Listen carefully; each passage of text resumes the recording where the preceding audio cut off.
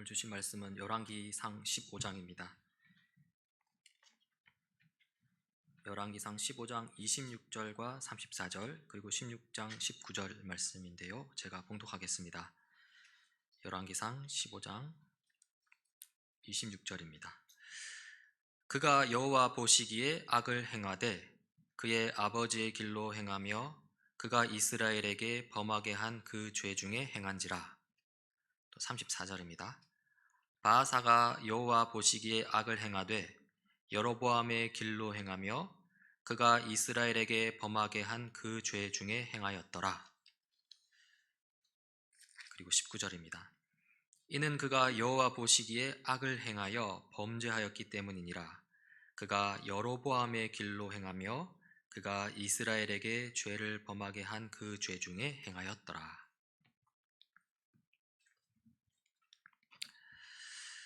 이 통일 이스라엘 나라가 이 솔로몬 왕을 끝으로 이제 남유다와 북이스라엘로 분열되었습니다.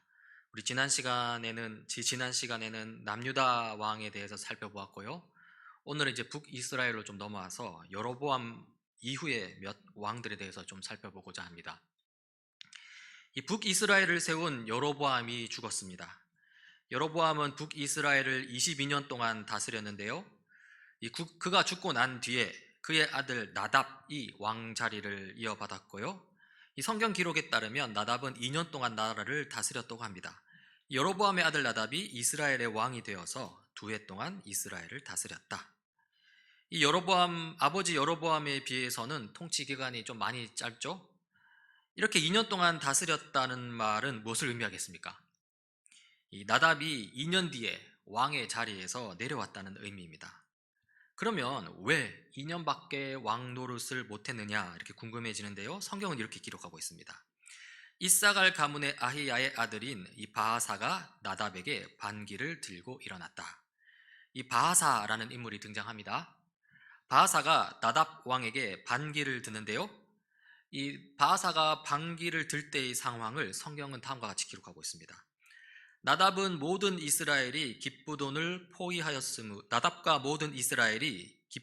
포위하였으므로 바하사는 블레셋의 영토인 기쁘돈에서 나답을 쳤다.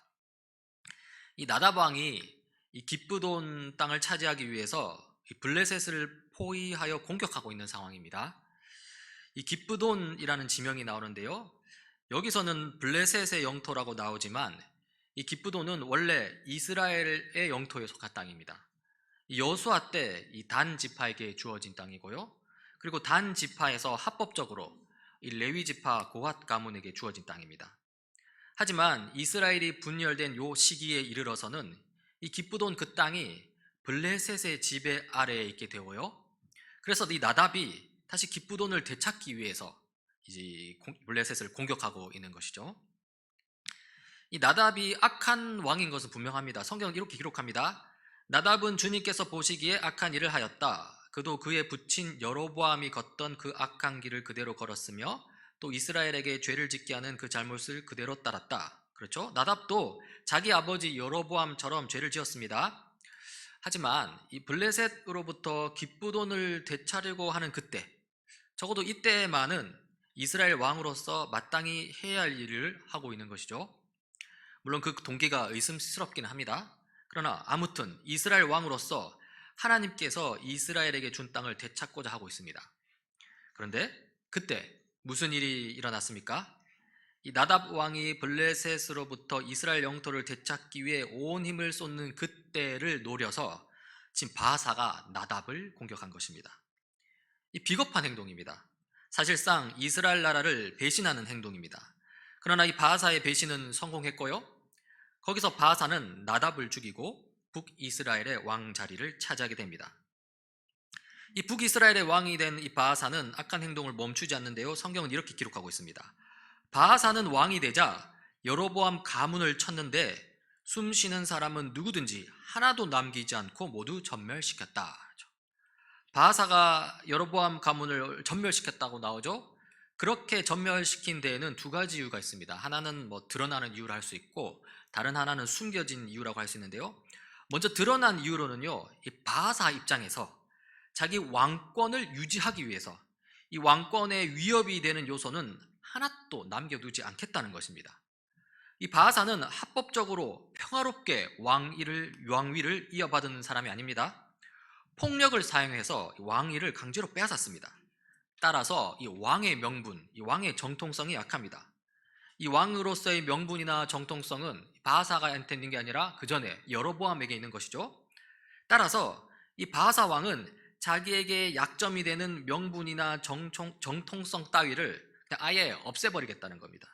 자신의 왕자리를 노릴 수 있는 여로보암 가문, 그 가문의 어떤 사람도 남기지 않겠다는 것이죠. 그래서 여로보암 가문을 전멸시키는 것입니다. 한편 바하사가 이렇게 여로보암 가문을 완전히 전멸시킨 또 숨겨진 이유도 있는데요. 이것은 바로 하나님의 뜻이라는 것입니다. 성경은 이렇게 기록하고 있습니다. 바하사는 왕이 되자 여로보암 가문을 쳤는데 숨쉬는 사람은 누구든지 하나도 남기지 않고 모두를 전멸시켰다.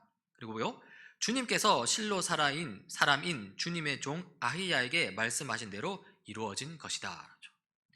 여로보암 가문의 전멸은 주님의 종 아히야에게 하신 말씀이 이루어진 것이라고 하죠. 하나님의 뜻이라는 것입니다. 하나님께서 이렇게 여로보암 가문을 전멸시킨 이유는 분명합니다. 그 다음 절에 나오는데요. 여로보암이 자기만 죄를 지은 것이 아니라 이스라엘까지도 죄를 짓게 하였으므로 주 이스라엘의 하나님께서 이렇게 진노하셨다. 여로보암의 죄가 있고요, 또 그 여로보암의 죄를 답습한 나답이 있기 때문입니다. 자기뿐만 아니라 이스라엘 전체로 하여금 죄를 짓게 했다 하죠. 그래서 이 바하사가 하나님의 심판 도구가 되어서 여로보암 가문을 전멸시킨 것입니다. 자, 이제 이렇게 해서 바하사가 북이스라엘의 왕이 됩니다. 그렇다면 이 바하사는 이제 북이스라엘을 잘 다스렸을까요? 바하사는 북이스라엘의 왕이 되어서 24년 동안을 다스리는데요. 성경은 바하사의 통치에 대해서 이렇게 평가합니다. 바하사는 주님께서 보시기에 악한 일을 하였고 여로보암이 걸은 길을 그대로 걸었으며 이스라엘에게 죄를 짓게 하는 그 죄도 그대로 따라 지었다. 바하사도 죄를 지었다고 하죠. 여로보암이 걸었던 그 죄의 길을 그대로 걸어갔습니다. 이러니 하나님께서 가만히 계실 수 없습니다. 하나님께서 선지자를 보내십니다. 그리고 하나님의 뜻을 전합니다. 주님의 말씀이 하나니의 아들 예후에게 내려서 바하사를 두고 이렇게 말씀하셨다. 나는 너를 먼지 속에서 이끌어내어서 내 백성 이스라엘의 통치자로 삼았다. 그런데 너는 여로보암과 같은 길을 걸어서 내 백성 이스라엘로 하여금 죄를 짓게 하고 그 죄 때문에 내 분노를 사는구나. 내가 바하사와 그의 가문을 쓸어버리겠다. 그리하여 너의 가문을 느밧의 아들 여로보암의 가문처럼 만들겠다. 바하사에게 하나님께서 경고의 말씀을 전하시는데요. 바하사는 이 하나님의 선지자에게 경고의 말씀을 듣고 어떻게 했을까요? 그렇게 하지 못한 것 같습니다. 바하사는 그의 아들에게 죄의 습성을 그대로 물려준 듯한데요. 아무튼 이 바하사가 죽고 그의 아들 엘라가 이제 북이스라엘의 왕이 되었습니다. 엘라는 왕이 되어서 2년 동안 다스리는데요. 성경이 이렇게 기록합니다. 바하사의 아들 엘라가 이스라엘의 왕이 되어서 디르사에서 2해 동안 다스렸다. 2년 동안 다스렸다는 것은 앞서 살펴본 이 여로보암의 아들 나답과 유사한데요. 엘라가 2년 뒤에 왕자리에서 내려왔다는 것이죠. 왜 2년밖에 왕 노릇을 못했는가 궁금한데요. 성경은 이렇게 기록하고 있습니다. 엘라의 신하이며 병거 부대의 절반을 지휘하는 시므리 장군이 엘라에게 반기를 들었다. 지금 바하사의 아들 엘라 왕의 상황이 앞선 여로보암의 아들 나답 왕과 비슷하게 흘러갑니다. 여로보암의 아들 나답 왕이 반기를 든 바하사에 의해서 죽임을 당하고 그렇게 죽음으로써 왕자리에서 내려오게 되는데요. 바하사의 아들 엘라 왕도 마찬가지 상황이라는 것입니다. 시므리 장군이 반기를 들었다고 나오죠. 그때 당시를 성경은 이렇게 기록합니다. 그때 엘라는 디르사에 있는 아르사 국내 대신의 집에서 술을 마시고 취해 있었는데 시므리가 들어가서 엘라를 쳐 죽였다. 이 반기를 든 시므리 장군이 술에 취한 엘라 왕을 쳐 죽였다고 나옵니다. 그리고 그렇게 해서 엘라는 왕자리에서 내려오게 되고요. 그리고 시므리 장군이 북이스라엘의 왕이 됩니다.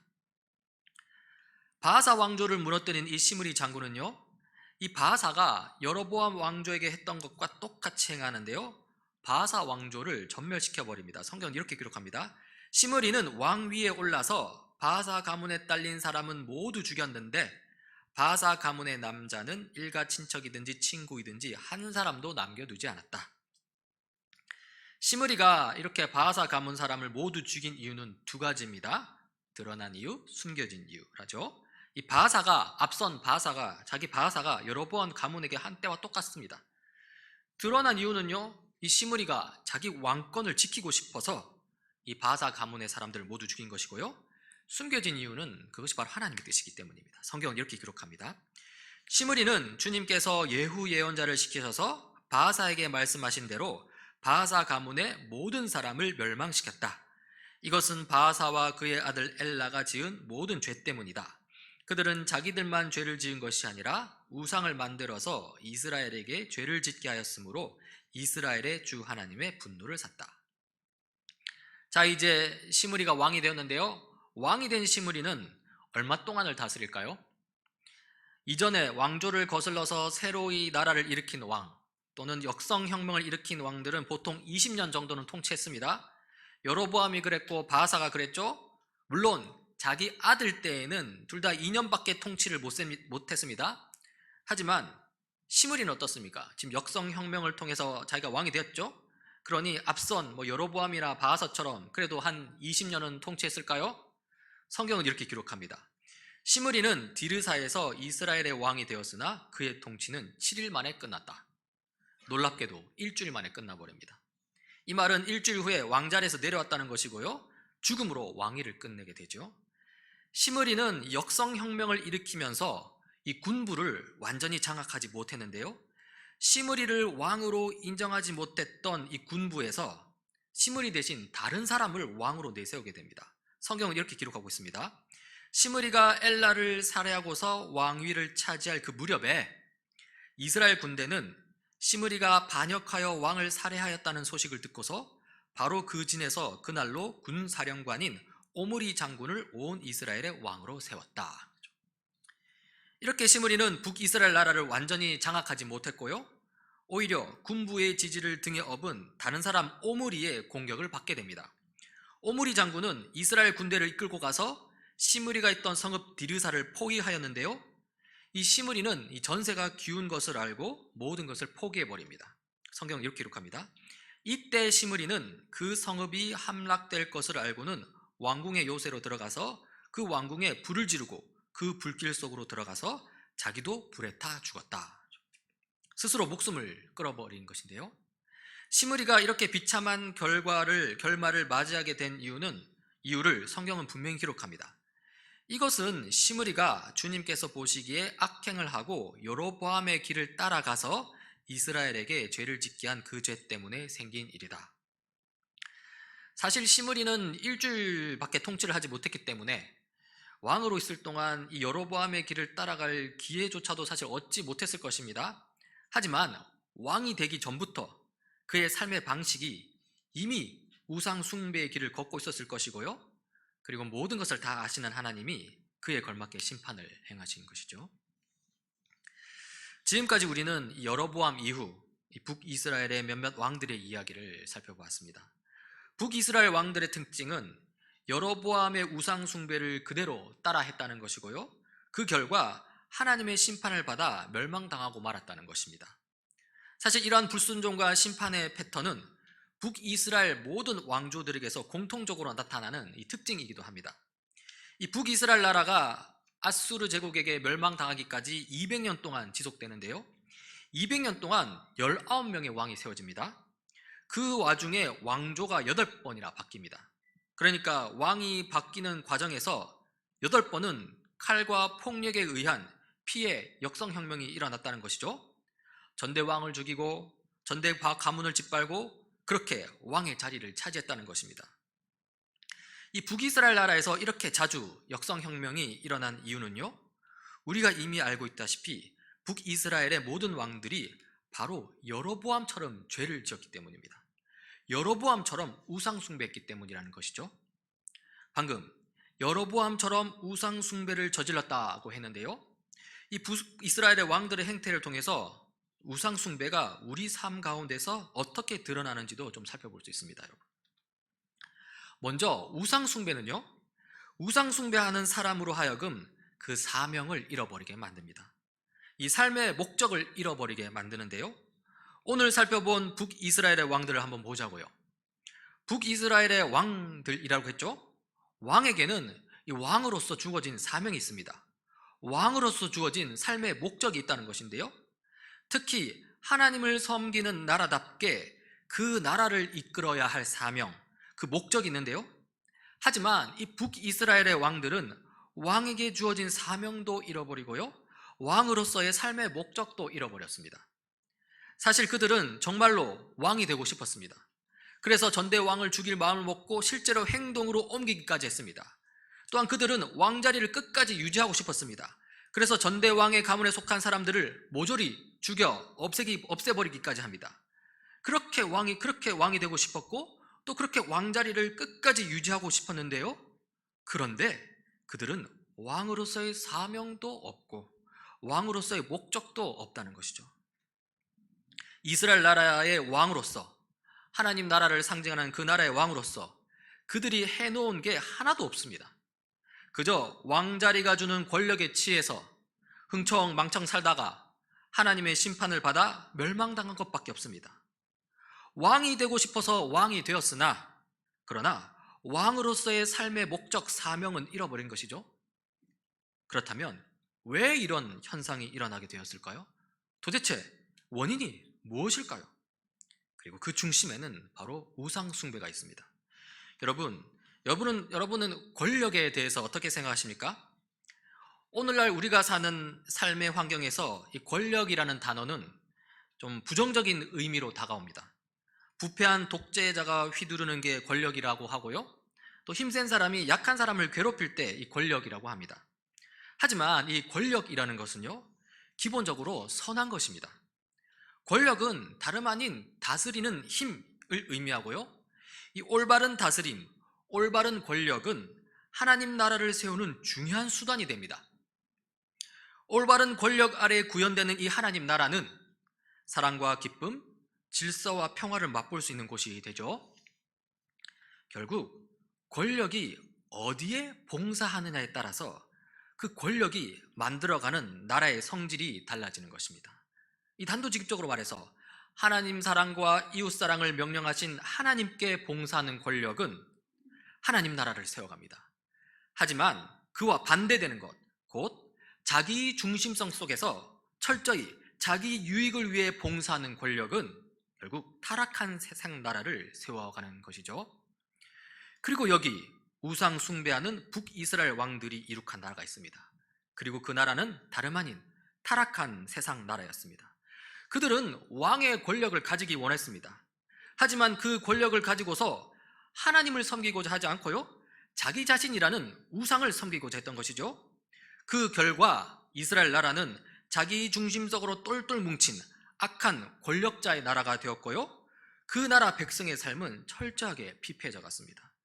이러니 하나님께서 심판하신 것이죠. 그러면 오늘날 우리는 어떠할까요? 사실 우리 또한 마찬가지입니다. 우리 또한 아주 교묘한 방식으로 자기 중심성, 자기 유익이라는 우상 숭배를 경험하고 있습니다. 우리는 어려운 취업의 관문을 뚫고 대기업에 취업하길 원합니다. 입학하기가 무척 힘든 의대에 들어가서 의사가 되길 원합니다. 판사나 검사가 되길 원하고요, 또 승진을 거듭해서 임원이 되길 원합니다. 그런데요, 그렇게 내가 되고자 했던 무엇인가가 그렇게 되면 그것으로 끝입니까? 결코 그렇지 않습니다. 더 중요한 과정, 더 중요한 질문이 남아있죠. 대기업에 들어가서 거기서 내가 어떤 사원이 될 것인가 하는 질문이 남아있다는 것입니다. 의사가 될 건데 그러면 어떤 의사가 될 것인가가 더 중요하다는 것입니다. 다 마찬가지입니다. 어떤 판사, 어떤 검사, 어떤 임원, 어떤 CEO가 될 것인가 하는 중요한 질문이 남아있다는 것이죠. 사실 무언가가 되는 것, 특정 직업을 가지는 것, 이런 것들은 모두 다 준비 과정입니다. 본격적인 삶은 이제 그 무언가가 된 후 그 다음에 어떻게 사느냐에 달린 것입니다. 하지만 오늘날 우리 시대는 어떻습니까? 무언가가 되는 것으로 이 평가가 끝나버립니다. 그 사람 의사라던데? 그 사람 판검사래? 이러면 그 자리에서 바로 후한 평가가 주어지고요. 반면에 목사하고 있던데? 이러면 그 자리에서 바로 점수가 후하게 떨어집니다. 제가 목사라서 안 좋은 사례로서 가져왔습니다. 다른 직업을 가져올 수 없으니. 하지만 여러분, 그렇게 해서는 안 됩니다. 의사라고 한다면 그가 좋은 의사인지 살펴야 합니다. 판사나 검사라고 한다면 그가 정말로 정의로운 판사인지 검사인지 살펴야 된다는 것입니다. 의사가 된 것으로 충분하지 않습니다. 판사나 검사가 된 것으로 충분하지 않습니다. 의사가 된 것, 판검사가 된 것, 이것으로 인생이 완성되었다가 보면 이건 절대 그렇게 하면 안 됩니다. 무언가가 되었다는 것은요, 이제야 준비 과정을 다 마쳤다는 것일 뿐입니다. 의사가 되고 판검사가 되었다고 하니 뭔가 대단한 일을 이룬 듯 하지만 실상 아직 이룬 것이 하나도 없다는 것이죠. 자, 그러면 이렇게 준비 과정을 다 마치면 어떻게 해야 합니까? 이제서야 본격적인 삶이 시작되는 것이죠. 좋은 의사로서 하나님의 눈을 의식하는 삶을 살아야 하고요, 정의로운 판검사가 되어서 하나님의 인정을 받는 삶을 살아야 된다는 것입니다. 하지만 상당히 많은 경우 오늘 우리 시대에는 그런 삶을 사는데 실패하고 맙니다. 의사가 되어서 높은 연봉 받는 것에 만족하게 되는 것이죠. 판검사가 되어서 목에 힘주고 사는 것으로 만족하게 되는 것이죠. 이거는 왕이 되었으나 왕으로서의 사명감, 왕으로서의 삶의 목적이 전혀 없었던 북이스라엘의 왕과 하등 다를 게 없는 삶입니다. 제가 지금 의사와 판검사를 예로 들어서 그렇지 사실 모든 직업이 다 마찬가지입니다. 그리고 거기에는 자기 자신이라는 우상이 깃들어 있는 것이고요, 이러한 우상 숭배는 창조주 하나님께서 주시는 더 궁극적이고 더 좋은 삶의 목적, 사명을 잃어버리게 만듭니다. 그리고 결국에는 허무한 삶으로 빠져들게 되는 것이죠. 그리고 이 우상 숭배의 삶은요, 모방 가능성이 아주 큽니다. 높습니다. 배우기가 아주 쉽다는 것이죠. 그리고 이것이 바로 북이스라엘의 모든 왕들이 여로보암처럼 된 이유입니다. 여로보암을 따라하고 여로보암처럼 사는 것은요, 거의 자동적으로 됩니다. 타락한 인간 본성이 그렇다는 것입니다. 자기 자신을 우상으로 삼고 사는 것을 보니까 편하고 좋아 보이거든요. 권력을 누리는 삶이 좋아 보이거든요. 월급도 많이 받고 사람들 앞에서 목에 힘 팍팍 주면서 영향력도 행사할 수 있고, 이러니 너도 나도 할 수 있다면 의사가 되고 판검사가 되고 싶은 것입니다. 제가 자꾸 예를 이렇게 들어서 좀 그런데 미안한데, 모든 직업이 다 마찬가지입니다. 이렇게 해서 돈만 밝히는 자기중심적인 의사의 삶이 전수가 되는 것이고요, 이렇게 해서 목에 힘만 주고 다니는 불의한 판검사의 삶이 전수되는 것입니다. 여로보암을 닮은 의사, 여로보암을 닮은 판검사, 여로보암을 닮은 CEO, 이렇게 여로보암의 길을 걷는 수많은 현대판 여로보암이 확대 재생산되는 것이죠.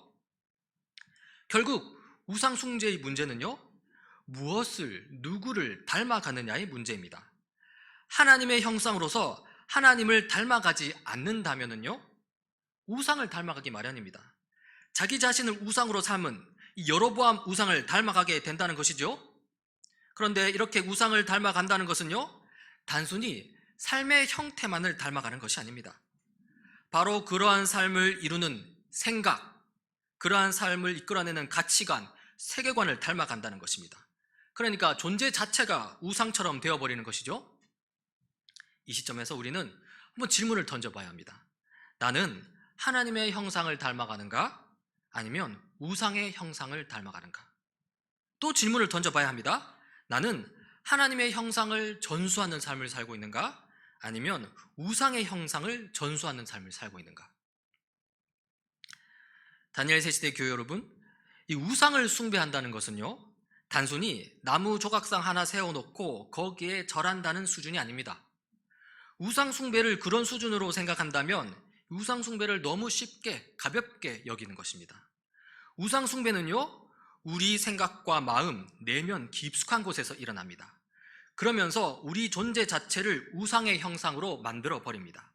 그리고 그렇게 우상의 형상이 우리를 만들어가게 되면요, 우리는 삶의 목적도 사명도 잃어버리게 됩니다. 그리고는 허무한 삶에 허우적거리게 되는 것이죠. 삶의 의미를 잃어버리게 되는 것입니다. 그러니 정신을 번쩍 차려야 합니다. 우리 안에 하나님의 형상을 회복하도록 해야 합니다. 우리 삶 속에 하나님의 사명을 회복하도록 해야 합니다. 비록 타락한 세상은 끊임없이 우상의 형상을 우리 안에 주입시키려 하고요, 비록 타락한 세상은 끊임없이 죄된 본성이 좋아하는 그런 자기중심적인 행복만을 추구하는 의미 없는 삶을 살라고 하지만요, 그러나 우리는 예수 그리스도를 통해서 하나님의 형상을 회복해가는 그리스도인들이 되어야 합니다. 예수 그리스도를 통해서 비록 고난 가운데 처할 수 있으나 사명과 목적, 의미로 충만한 그런 삶을 살아갈 수 있는 그리스도인이 되어야 합니다. 참으로 우리에게는 예수 그리스도가 계십니다. 예수님은 인간의 몸을 취하셨으나 그 안에 하나님의 형상으로 충만하셨던 분입니다. 실로 예수님은 하나님의 아들이시니 더할 나위 없는 완성된 하나님의 형상이십니다.